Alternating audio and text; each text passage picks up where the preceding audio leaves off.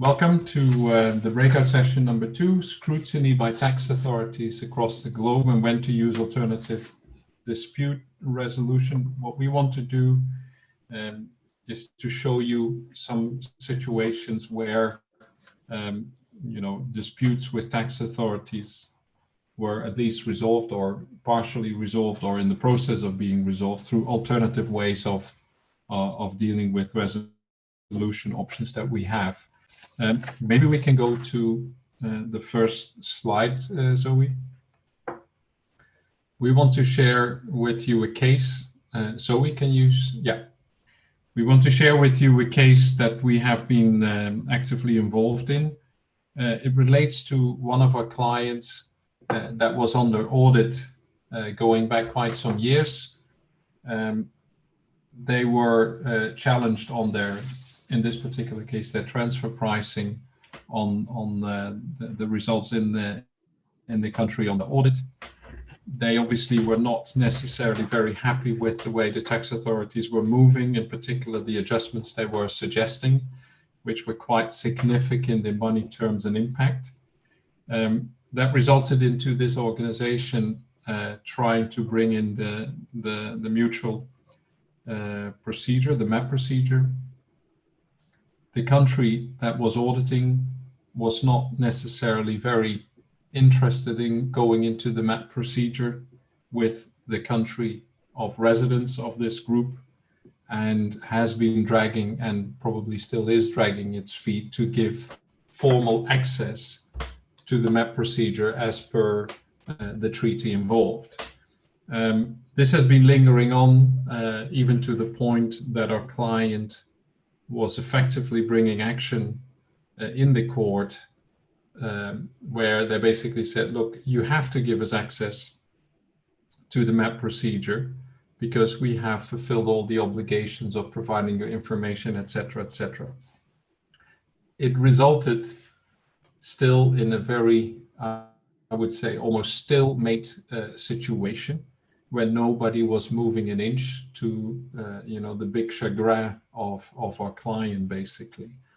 And what we all know is the longer it takes, the more time passes, the interest component on any adjustment becomes, a big number. And even if you were to have a corresponding adjustment at the level of, in this particular case, the parent, you would still have quite a hefty interest for late payment to take care of. So even if you have a situation, countries that would be involved have similar tax rates, you would say, okay, corresponding adjustment would be very nice to have. So the net impact is just between the two countries who gets the tax revenues and who doesn't. It does not necessarily impact you as an organization on a net basis, except for the interest. So when time passes, that interest number becomes a big number and became really the big number.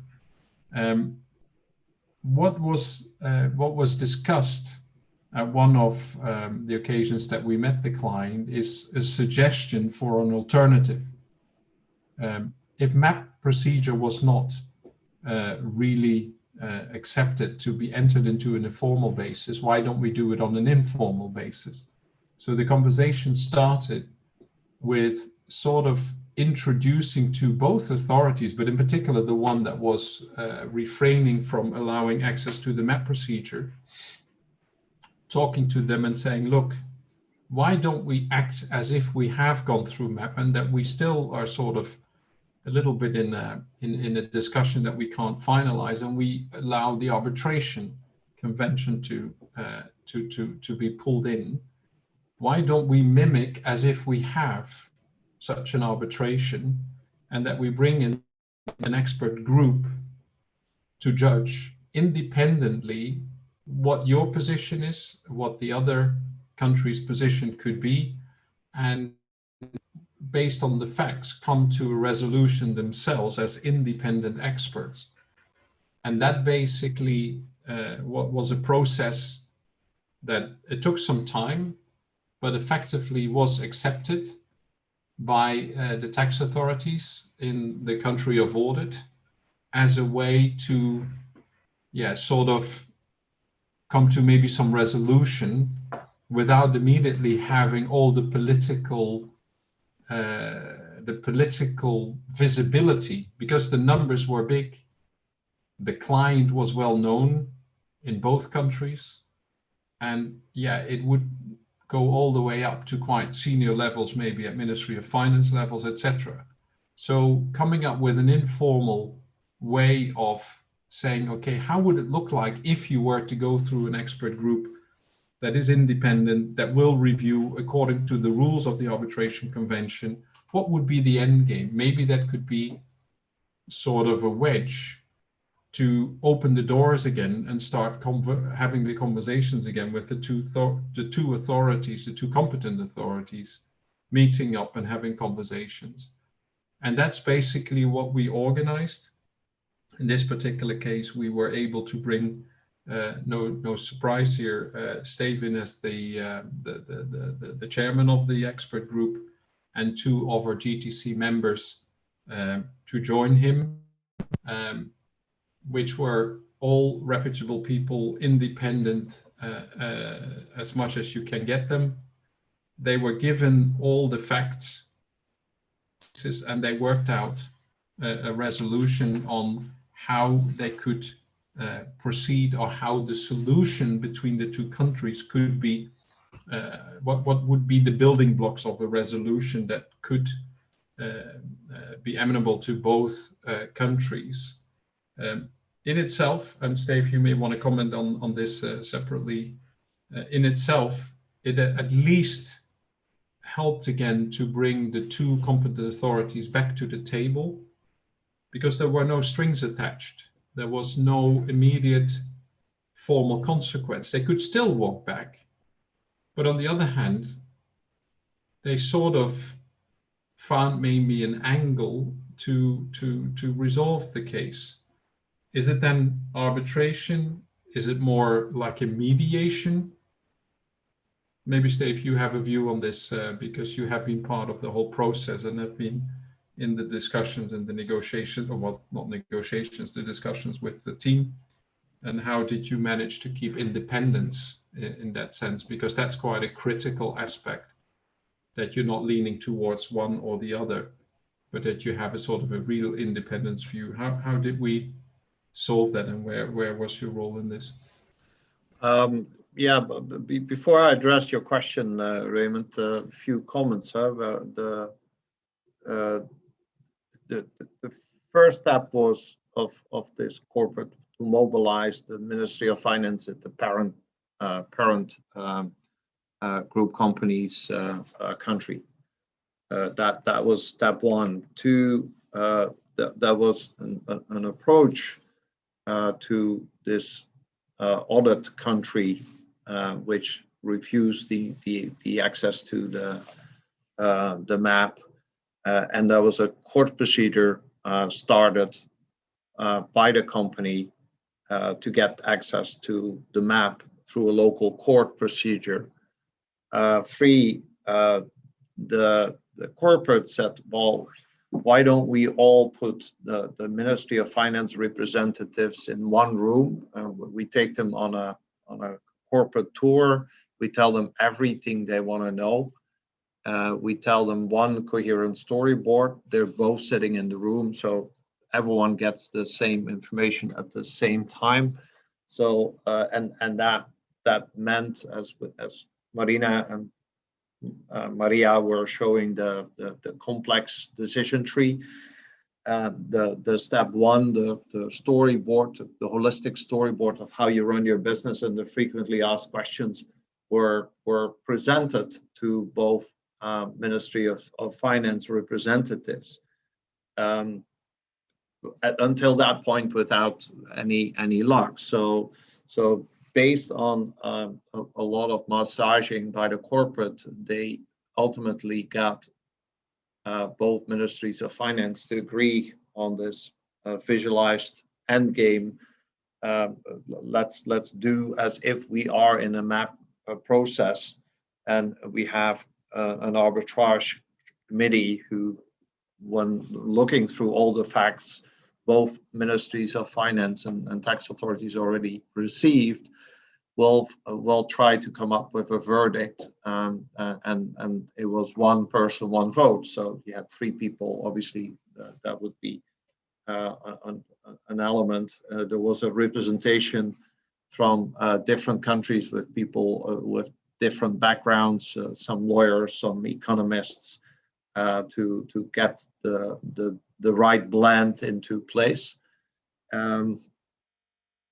The suggested role of the expert team to be in the room with the Ministry of Finance and de facto act as a mediator was part of the whole setup, but was ultimately rejected by the both ministries of, well, at least one of the ministries of finance.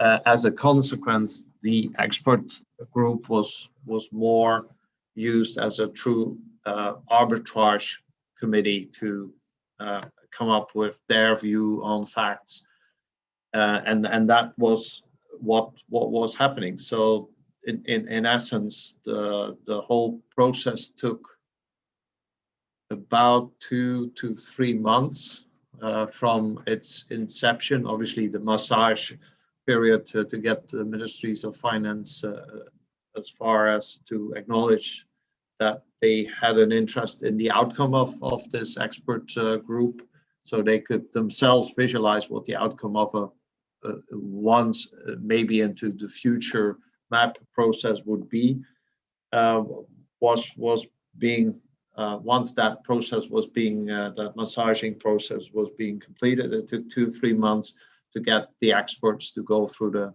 materials and come up with a verdict. And the verdict was basically not this is the right thing and this is the wrong thing, but it was all in all were 3 options to resolve double taxation. So in this particular case, there was something on marketing cost, and one of the countries would have, according to one of the authorities, spent an excessive amount of marketing cost to sales ratio, and as a consequence, there was claimed a co-ownership of some of the intangibles. So, well, there's different techniques how to resolve that double taxation. You can go the route of shared ownership. You can go the route of compensating certain costs in hindsight, and even some form of profit split options could be considered. But in this particular case, there were 3 realistic outcomes an arbitrage committee would, based on judging the facts and circumstances, the whole functional analysis, functions, assets, and risks, and people functions involved, because there was quite a lot of interviews being taken. What was really happening on the ground, as tax authorities tend to do, and basically the tax authorities blocking the map was using extra questions to the corporate to block the map process. So they said, oh, but we forgot to ask this. We forgot to ask this. And that sort of continuously delayed the access to the map, which obviously was just a part of the game they played, not to have to go to map, because maybe they didn't even like the other government, or whatever the motives were. Was obviously not relevant, but it sort of blocked the corporate from the map access. So this is where an alternative approach was seen as very valuable to start parties who were obviously not per se on speaking terms and unwilling to step into map procedure for whatever reason, were forced in some visualization. Okay, if we would go that way, this is the end game. So if we visualize the end game, maybe we can put away all the other reservations and get to a resolution quicker.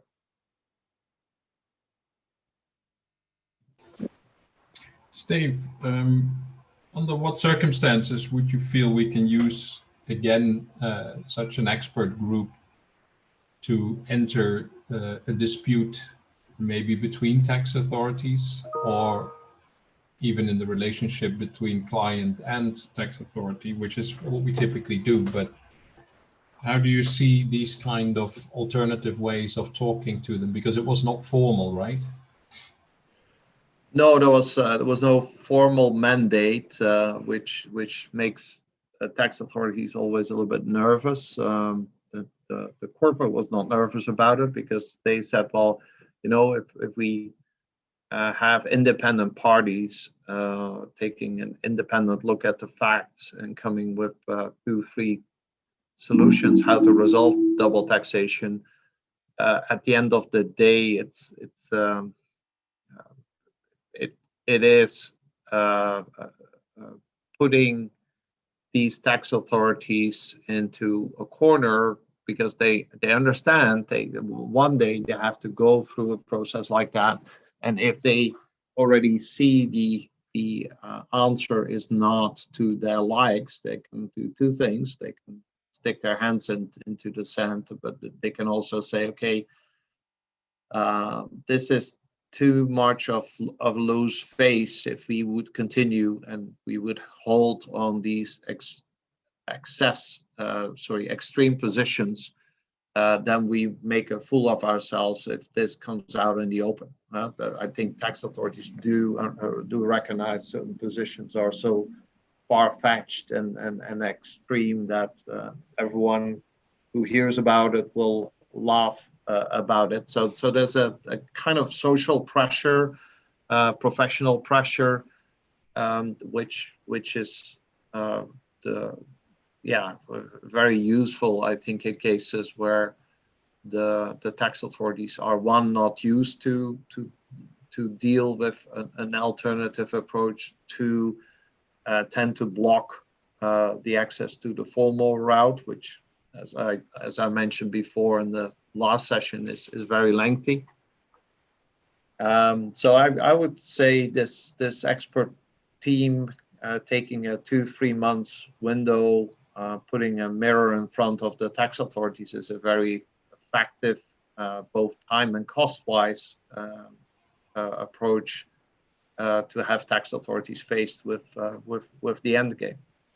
Yeah, I think the whole process, as you call it, the massaging, was quite an exercise in its own right. I do recall one of the elements that we used in terms of presenting it was to say it's informal arbitrage.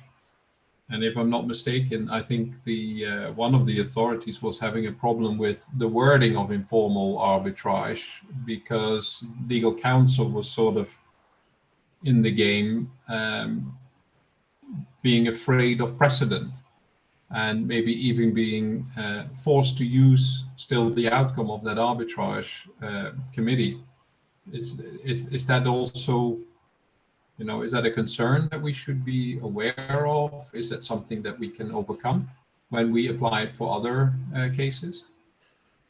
Yeah, I think the word arbitrage, whether the word formal or informal was in front of it, was kind of scary because it came with, as you rightfully say, it came with legal ramifications in terms of what the Ministry of Finance on either side had to be doing next, and in terms of creating precedents in terms of closing on a compromise which might have been based on this expert team. So I think the informal arbitrage as a word had to be dropped to make the mandate, call it the informal mandate and not the informal arbitrage, was accepted, at least to be received by both parties, and a willingness to take a look at the end game to understand how their success rate under a MAP procedure would look like, and how they could, by stepping back from the emotion, have a few experts look at options to resolve the case in 2-3 different ways, which was exactly what Philip Baker and one other person and myself were putting on a piece of paper based on, again, one person, one vote. So if it would not be supported by 2 or 3 of the expert team, it would not get into that final document. Which was then the way to create the independence that was needed also for a situation like this, right? Yeah. And, okay, very good. Can we go to slide number 5, please? Which is the second case we have been involved in. This was a company that has been running sort of a principal structure through the Netherlands, and it was ruled. But on hindsight, after 10 years, it appears that basically the actual function performed in the Netherlands was way different from what was presented effectively into the ruling. And in essence, the management was really not in the Netherlands, and the Netherlands was more like a cost center. You can imagine that if you account for a principal company which is supposed to have a profit assigned to it, whereas really the profit should be in another country, if you look on hindsight what the actual functions were, then how do you, this question is, how do you resolve such a mismatch? And what kind of tools, what kind of methodologies will you use to bring tax authorities to the table, in particular in the Netherlands in this case, to actually start rectifying a situation that has been, you know, filed and dealt with for so many years based on a ruling, and the facts do not meet anymore or have never met, you know, the facts as presented in the ruling. Steef, I know you were heavily involved in this discussion. Would you mind sharing a little bit your thoughts and the process that you followed in going through, you know, the analysis of the case and coming maybe to a resolution? Can you share that with us? Yeah, I think, thanks, Raymund. I think that this is a typical case where you would say, okay, how is it possible? And in 2010, someone closes a APA with the Dutch authorities, saying, okay, out of America, we establish a principal company for the rest of the world in Holland. And they were being supported by a very experienced advisor group who's done this many times before. And if you go into a ruling process, you basically project how you think you're going to run the business model overseas. If you're in America and you picture that to the advisors, they put it on a piece of paper, they put a benchmark around it, choice of method, and at the end of the day, you have a very nice and shiny looking APA which is being signed. That was the in the view of some representatives, especially of this corporate, was a tax reality which they very much liked. They liked that certainty on a framed margin and a fixed set of rules, and it was all agreed on. So that would be a tax stable position, which was really what they were looking for. I think one way or the other, a lot of companies, when they close an APA, they think, okay, that's for 4 years. So for 4 years, I'm out of trouble. Here, even there was a renewal of 4 or 5 years. Such rulings run. So for the period I'm addressing here, it's obviously a longer period of time. So a renewal was at stake. Yet the current advisor, although they had their doubts whether the initial plan as outlined, functions, risks, and assets, and et cetera, was all good to go from the first ruling. But the second ruling, obviously, also the advisor should have picked up maybe a little bit more seriously that some facts on how they run the business on the ground in Europe was different than what the initial ruling said. And the second ruling only changed a little bit the numbers. At the 4% I'm talking about here was maybe reduced or upgraded, but functional wise, there was not much of an update. So after 10 years, you look at it, and there were quite a lot of years open still. You look at this and you say, okay, but is this really run a principal type of business, or are we looking here as the third bullet point says at a originally family-run business which has grown so quickly that this step into Europe was almost a measurement of which multiplier would go on their value if they would go IPO.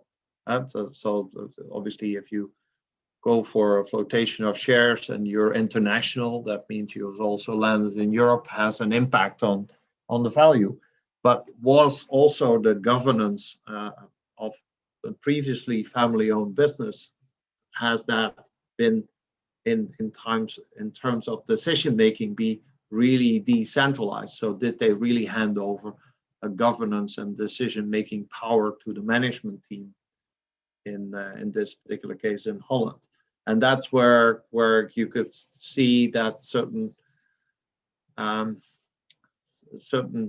things like even expense reports of certain people here in Europe had to be sent back to the US. So you could already feel that whatever was put on paper was not what was happening in reality.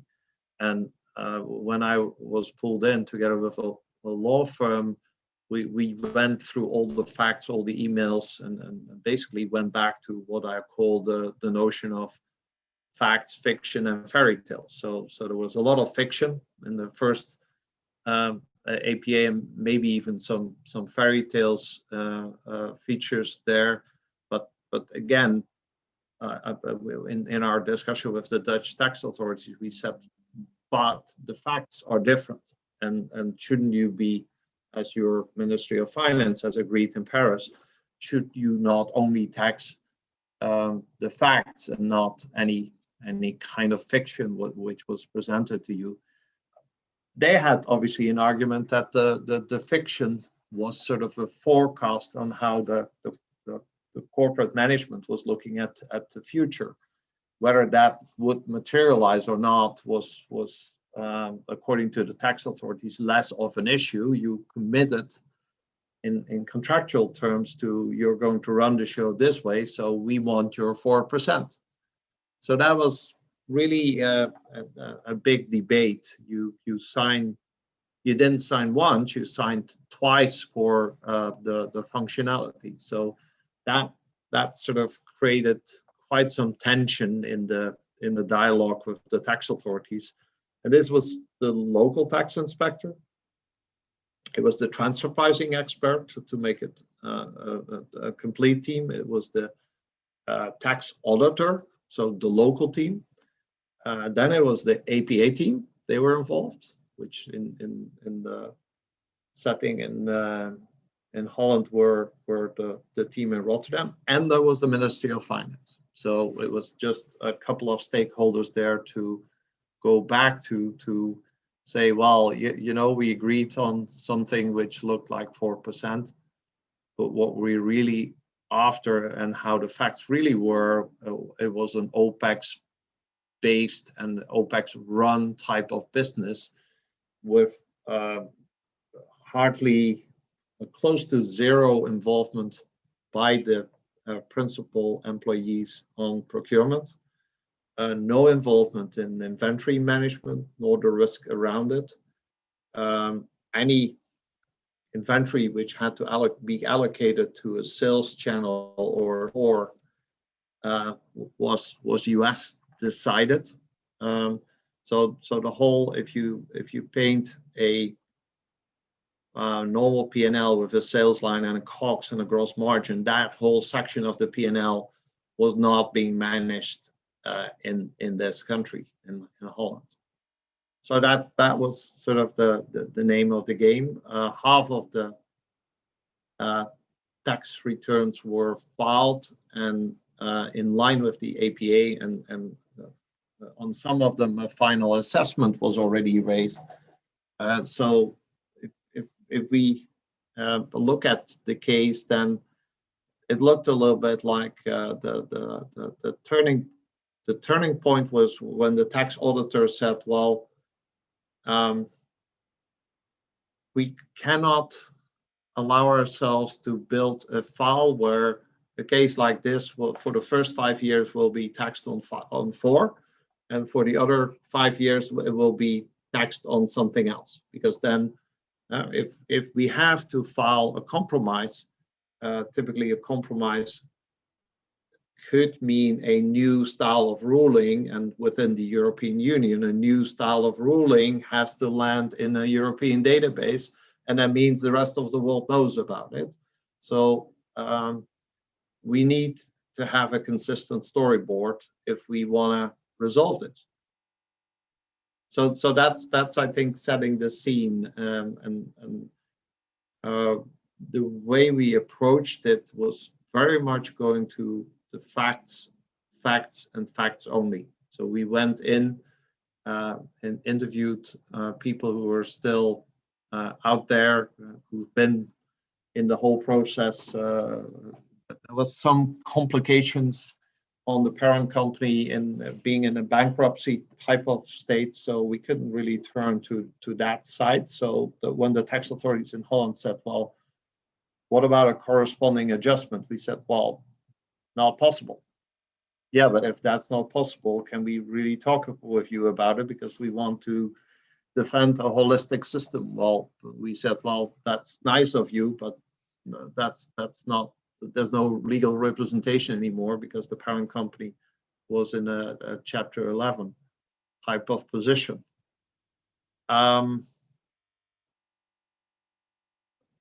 I think we could move to the next slide, because that addresses some of these hurdles we had to take.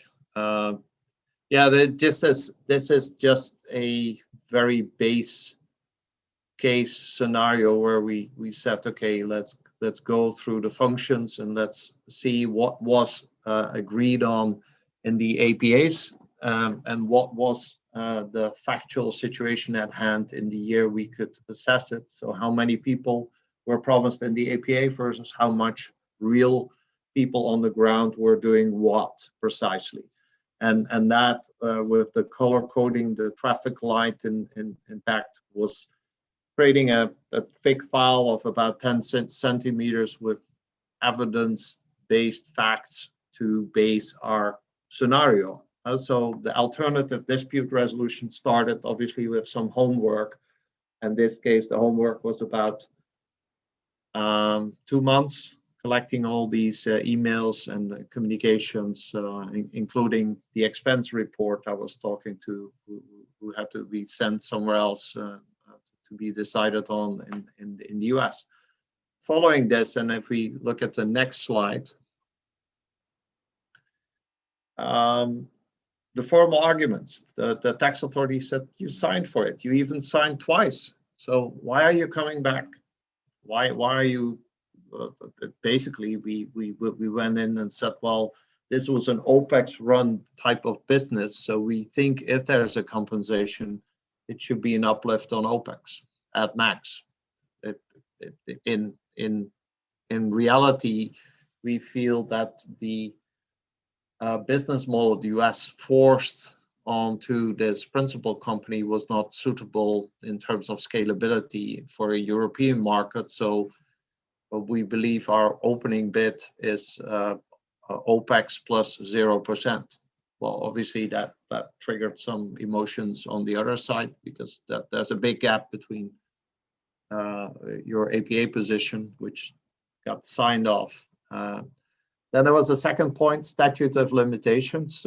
Basically, tax inspectors say, we can't really go back beyond 5 years. So that is a limitation for us. well, we ultimately found that was an internal mandate by the Ministry of Finance imposed on the tax inspector, but not necessarily a legally binding a restriction the tax inspector could rely on towards the outside world. So that was another hurdle. Some tax returns were not filed, so you get into the non-compliance type of issue. And last but not least is okay, but if we compromise on this, is this a new style of ruling? How do we deal with this? So at the end of the day, is this alternative dispute resolution? Yes, because it was started as an audit, but the way it turned out, it became a total restatement of a filing position over a 10 years period. By simply going back to the source of it all, have your business model and your facts straighten out and base any tax being levied on that factual base, and try to weed out the fictions and fairy tales in quite a complex process with a multiple set of stakeholders to be managed. So finally, good news. Compromise got closed in, again, a fairly pragmatic way. Even on the formal side, the formal arguments were resolved in a fairly pragmatic way with the tax authorities. So yes, they listened to the arguments. Taxation is only based on facts.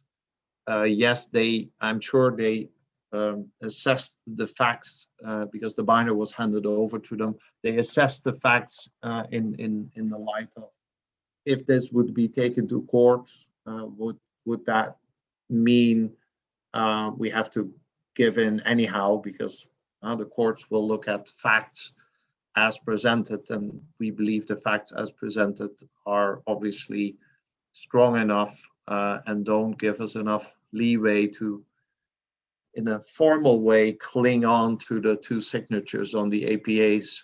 At least if we do that, we run a risk. The judge is going to say, yeah, okay, you had two signatures, but you could have picked up through the grapevine that the real activities were quite different. So is that a real good argument you can hang your head on? We felt it could be an argument, but we also felt it was not such a good argument. So from that perspective, we did mention we could bring the file to the next level, which obviously they try to avoid, because this is a in terms of restating facts and the tax treatment for over a 10-year period, quite a big exercise, even by the standards of the Dutch tax authorities. Steef, could you arguably say that if you have an APA, which is obviously looking forward, and you design, you reflect in the APA what you expect the facts to be in the future, that basically the APA gives you then reliance on how to treat the facts, how to, from a tax point of view, apply tax rules based on those assumed facts. But if the facts are not met, doesn't that in a way automatically put you in a position that the APA that was signed is not relevant because the underlying facts are not correct, and with that, the APA falls off the table, and you need to then reflect your tax position really on the actual facts. Is that also what we're seeing here?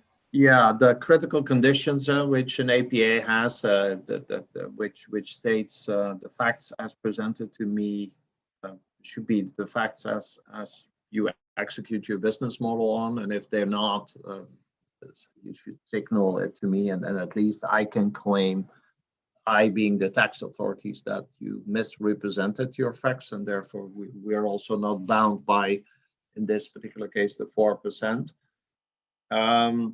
it was not that easy to rely on that critical condition in this particular case, because there was a second APA being signed. So you can be wrong once in presenting the facts, but if you present the same facts 5 years later, and then sort of covering the two APAs covering the full cycle, I'm not sure if you go to courts, that's a particularly good situation that you said, oh, I was mistaken twice, and the third time in front of a judge, I'm going to tell you the real facts for real. I think that's kind of we did not feel that to be a very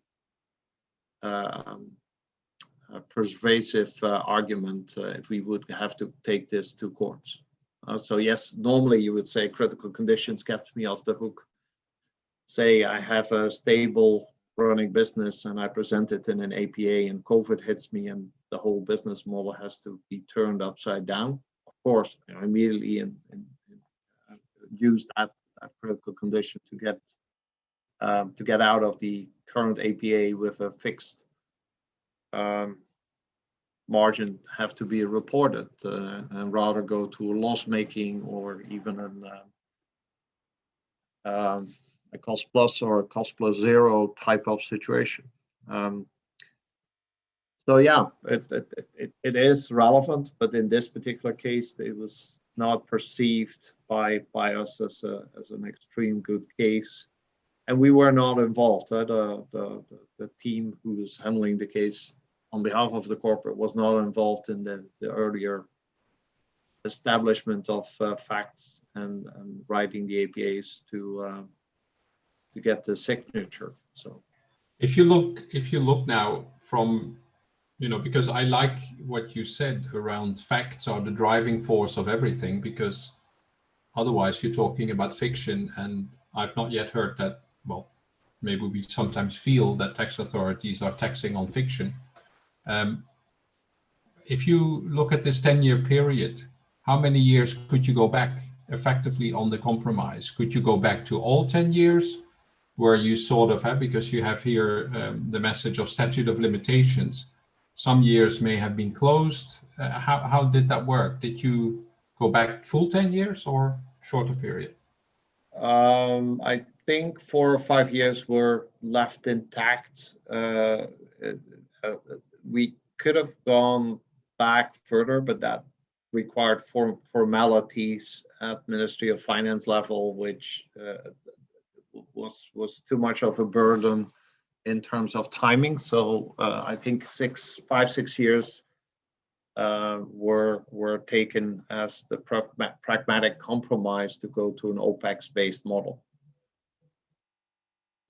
And basically even part of the compromise was also to get away from any non-compliance penalties or interest charges for the years where the compliance may not have been perfect. Yeah, okay, I understand. I think we are hitting the 7:15, Steef. Maybe there's still some room for some questions from the audience, if at all, then you may want to put it in the chat. Otherwise, any last closing remarks, Steef? No, I'm all fine. Thanks for everyone for hanging in there. So enjoy the evening and thanks for joining. Thank you very much. Talk to you next time. Bye.